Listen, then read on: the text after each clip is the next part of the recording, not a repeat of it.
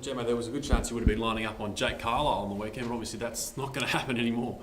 No, it's not, by the sounds of things, and we can only plan for, I guess, who is in there, and it certainly helps because he's one of their star players, but we don't want to put too much focus on one player. Is that a relief for you at all? Does that completely change your planning? Or? No, it doesn't. Look, throughout games these days, you rarely stay on the one player, and myself and Sammy would have planned for 3 or 4 of theirs tall. So, and now we just plan for an extra player. We probably assume another tall like Bell Chambers will come in, so we just have a look at him now instead of Carlisle. One game to go in the season, mate. It's a tough one for you guys to sort of run out and play, knowing that it really has nothing on the line for you blokes. No, we certainly don't look at it like that. We think we've still got plenty on the line. It's funny how the last few games of a year can really set up your pre-season, and that's the way we're looking at it. We think our last 6 to 8 weeks have been pretty encouraging. Last week was obviously disappointing, and that's something we really want to rectify going into pre-season, because as I said, it is really funny how you can set that momentum up going into pre-season. We want our younger players to go into that time with some good belief rather than that bad taste in their mouth. Mick spoke last week about the attitude change in the playing group and how you guys have really put your foot down and said, that's it, we're not standing for mediocrity anymore or anything like that. Can you tell us about that process that you guys went through in the middle of the year?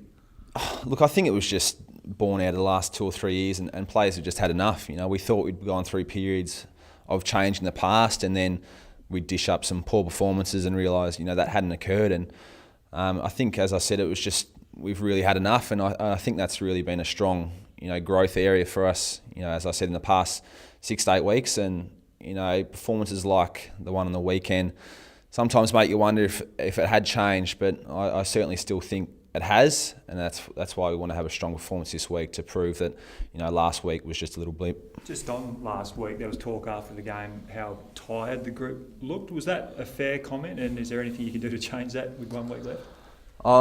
Look, to change it, we've certainly had a lighter week. We'll have another light session today just to freshen up, but every team's played the same amount of games up until this stage of the year, so we can't rest solely on that and just say that was the only cause, because otherwise we'll go into this week not having really rectified much. So to answer the question, we'll have a light week on the track this week and try and bounce back.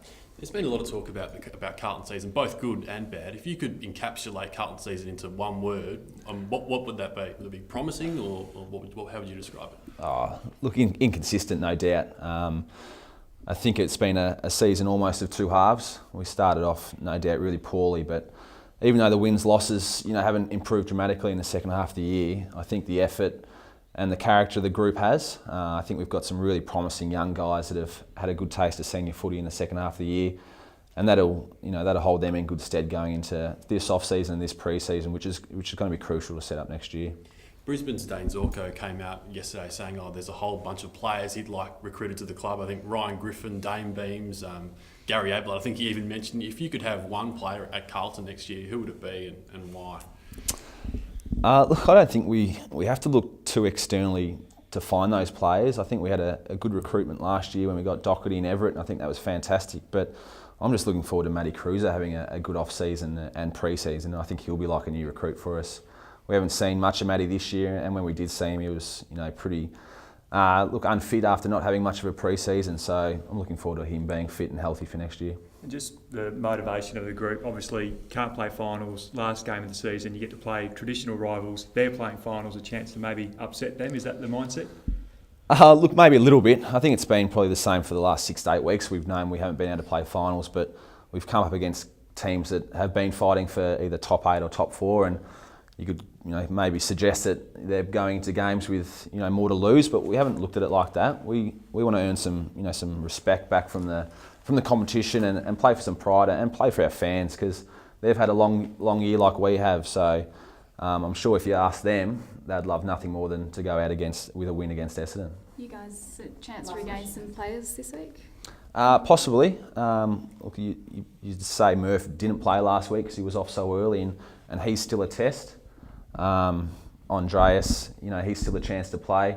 Yaz was sore, but he'll definitely play. So we'll get a chance to get those 3 players back or fitter. So no doubt that'll help.